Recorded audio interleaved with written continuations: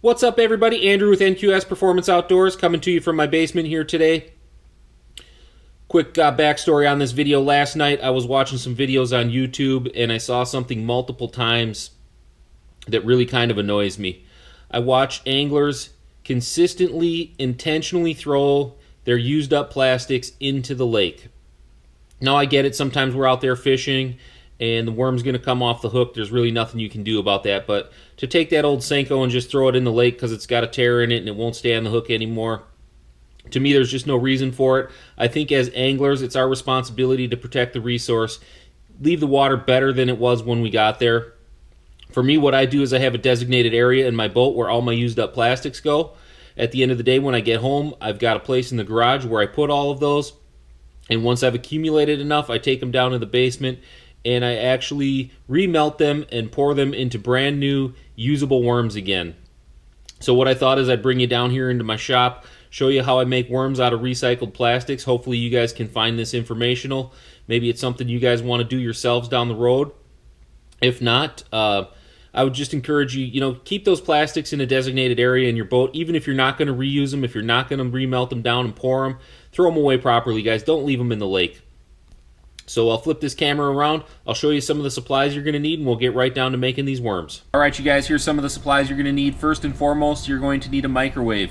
Something that's going to heat your plastisol up to the proper temperatures, which is around 325 degrees. If I had it to do over, I'd probably buy a little higher powered microwave next time around. This one was like 40 bucks at Walmart. I could have got the bigger one for 60 bucks, but out of my own stinginess, I'm now paying the price because it's taking me longer to heat my plastisol. It's not a huge deal, but like I said, if I was going to do it over again, I'd buy the more powerful microwave for the extra 20 bucks.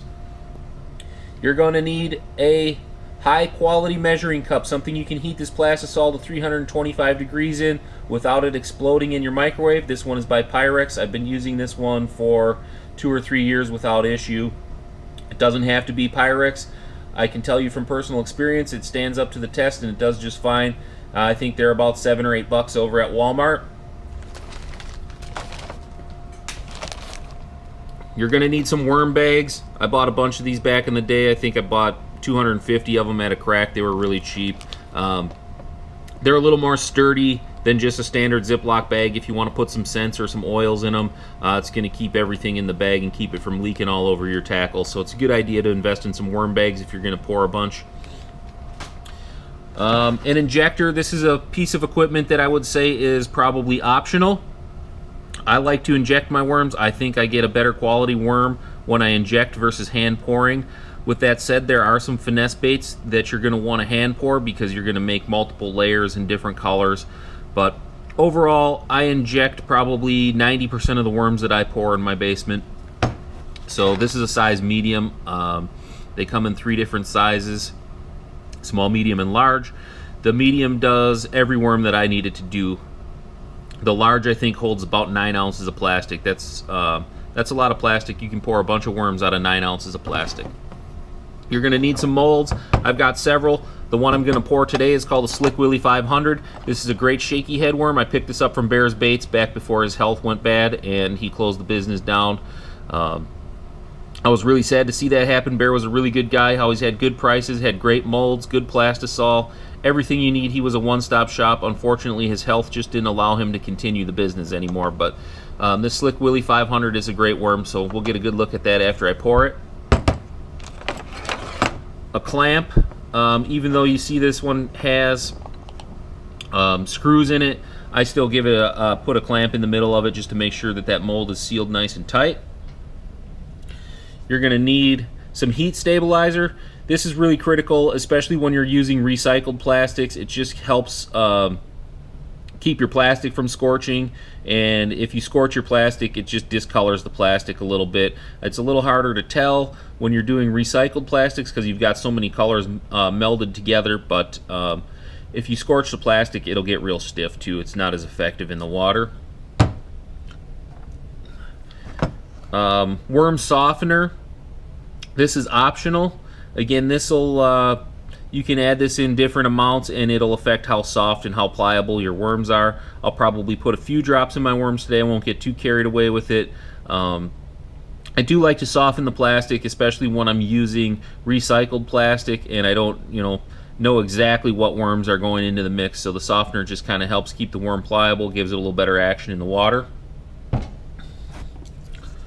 Scents are strictly optional.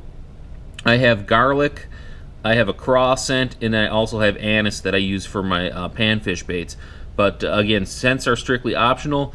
This stuff is super concentrated. It doesn't take very much. I usually just put a couple of drops in the bag after I pour the worms, and I'll tell you what, my wife doesn't want to be anywhere near them. I generally try to keep my worm bag out in the garage just so I'm not smelling up the house. Last thing you're going to need in terms of the actual pour, you can see I got a bunch of recycled plastics. These are not sorted. There's Senkos in there, there's grubs in there, swim baits. I just save them up, keep them in a bag. I've got a couple here that I've actually sorted and poured some out of already, so I'm going to go ahead and reuse these. I keep my greens with the greens, try to keep my browns all together, my blacks all together.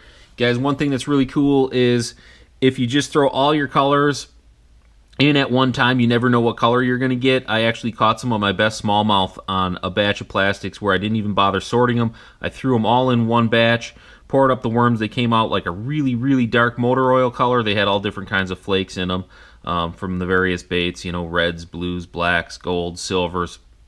And it just came out really cool. Lastly, guys, I want to talk about safety. This plastic's going to be 325 degrees. Please protect your eyes. You only get one set.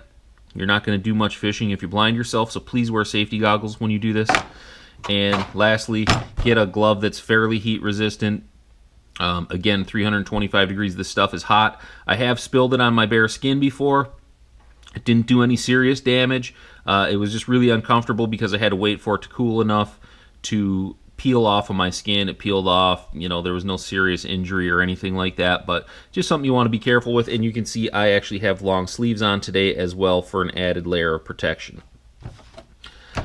I think that covers everything you guys are going to need to pour your worms, so I'm going to switch this GoPro over to my head cam. I'm going to get some plastic melted down, and we'll get to pouring here, guys. All right, you guys. I have switched the camera over to my head. I started the melting process off camera. It's starting to soften up a little bit. I didn't really feel like you guys would want to sit there and watch the plastic melt on camera. I'm not trying to bore you to death. So at this point, I'm going to go ahead and I'm going to add some of my heat stabilizer. Doesn't have to be a whole lot, you guys. Like I said, this just keeps help from scorching the plastic, especially when you're using recycled plastic. I just use an old butter knife to try to mix this stuff around a little bit, and as it softens, it'll melt a little better. But I want to get that stabilizer kind of spread out throughout the plastic. We'll pop this back in the microwave. Come back in just a couple of minutes. And okay, guys, here we are. That's about another minute in the microwave. You can see it's really starting to melt down. We're not close to ready yet. You'll know your plastic is ready when it's about the consistency of maple syrup. When I first started pouring, I actually used a thermometer to test my temperature, but as you do this and you get more comfortable with it, you'll be able to recognize it just by the way your plastic looks. We're going to pop this back in the microwave for about another minute and see where we're at. Alright, you guys, that was about 30 seconds. We'll give that another stir. You guys, I like to really keep stirring this as I go. Try to knock some of that stuff down off the edges. Give it a good stir. And we'll hit it for 30 more seconds here in the microwave.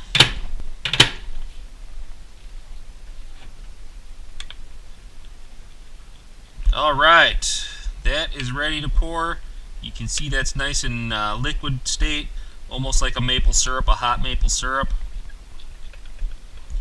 Guys, I don't know if you can see, this is smoking a little bit. It does have a little bit of odor. I did crack that window open, so try to do this in a somewhat ventilated area. The odor is not terrible, but it's definitely noticeable. So we're going to purge all the air from the injector.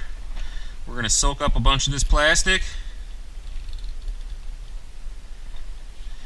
And we're going to come right over to the mold. I clamped that up off camera so you guys didn't have to suffer through all that. We're going to go slow, steady pressure. You'll feel the mold when it gets full. At that point, give it a good 3 count with steady pressure. And then the last thing we're going to do, we're going to back that out and we're going to top the sprue off, you guys. This is really important. It's a little bit messy, but as that plastic cools, it's going to contract. We'll purge the rest of that back into our cup. But again, you guys, you want to top off this sprue. It's really important. As that plastic cools, it's going to contract and it's going to soak down into the mold. If you don't top that sprue off, you'll find yourself potentially with air bubbles or incomplete pores. So really make sure you can see. I don't know if it's going to show up on camera. I'll try to really zoom in on that. You can see how even where I topped it off, it's sucked down into the cavity a little bit. We'll go ahead and clear the injector. And you can see how quick this stuff cools, you guys. I can already pull that out of there. The injector nozzle is going to be a little bit hot from the plastisol coming through it. This is all reusable plastic. We'll just chunk that up and throw it right back in. That's ready to go. So we'll let this cool for just about 10 more seconds here, and then we'll demold this. I'll give you guys a look at the worm, and then we'll wrap this video up. Alright, you guys, that mold should be plenty cool by now. I'm just going to go ahead and I'm going to cut some of this excess off. Throw that back in. That's reusable. That's still good product. Get my C-clamp off.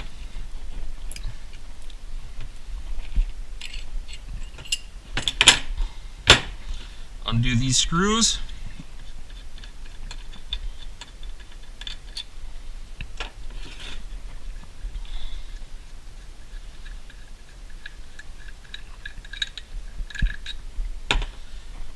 And we'll go ahead and open this bad boy up, see what we got here.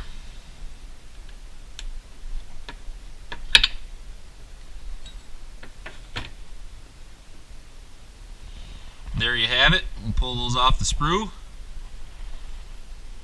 Guys, if I was going to pour a whole bunch of these, I'd probably get just a little bucket of even room temperature water to throw these in just to flash chill them. But we've got those all off the sprue. Put that back in. That's reusable product. I'm going to take this camera off my head, get you guys a better look at this worm, and then we'll wrap this video up for you. Alright, you guys, here's a quick peek at that. That's a Slick Willy 500. It's a 5-inch worm, that really thin tail. I don't know if that's going to show up really well on camera, but that tail just quivers on a shaky head. This is a great little shaky head worm. I think all things considered, with recycled plastics, we got a pretty darn viable color. I'll probably go ahead and pour up the rest of those, and I'll use those this summer once our bass fishing season opens up here in Wisconsin. That happens in May. But yeah, I'm going to pour the rest of those. I'm really happy with that color. I can see there's quite a few different color flakes in there. I can see some green flake, some black. Looks like there's some copper, maybe some gold in there. But overall, I'm really happy. I think this is going to be a really effective color. And I'm going to catch some fish with it. Alright, you guys, there you have it. That's how I make my shaky head worms out of recycled plastic. One thing I did want to mention to you guys, I wanted to talk about this earlier and I just forgot, is if you're doing a lot of Ned rigging, if you're using any of the Z-Man baits and you want to recycle your plastics, make sure you keep the Elastec baits separate. The stuff in the Elastec that Z-Man pours is a much hotter compound. It will actually destroy traditional plastic. I've actually seen guys store their Ned rig items in plastic Plano boxes, and over time, the Elastec will actually start to warp a Plano box. So keep that in mind. If you're just throwing all your plastics in the corner of the boat and you're going to throw them away at the end of the day, don't worry about it. But if you are going to recycle them, keep the Elastec separate. Thanks again for watching, you guys. I hope you liked what you saw here. Go ahead and hit the thumbs up button. Please subscribe to the channel. If you do subscribe, make sure you hit the bell so you get notified when we upload new videos. If there's any videos that you're looking for, tips, tricks, rod building, whatever the case may be, let me know. I'll do my best to get those made for you. Thanks again for watching. We'll see you guys next time on NQS Performance Outdoors.